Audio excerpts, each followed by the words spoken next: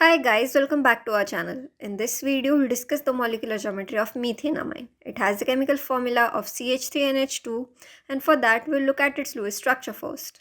Now, while determining the molecular geometry of any molecule, the configuration of central atom plays a very important part. So we must always note down the number of lone pairs and bond pairs attached to the central atom. In this molecule, we have two geometric centers. One is where we will take carbon as central atom and the other is on nitrogen. So here, nitrogen atom is forming three single bonds, two with hydrogen and one with carbon atom. And there is also one lone pair of electron on it. If we have a look at carbon atom, it is forming four single bonds, three with hydrogen and one with nitrogen and has no lone pairs of electron on it.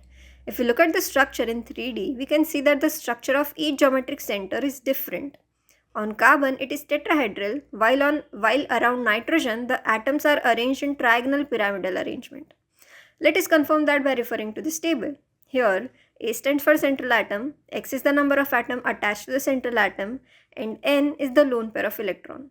For this nitrogen, we have nitrogen as central atom, there are three atoms attached to it and has one lone pair of electron, and that gives us a general formula of AX3N.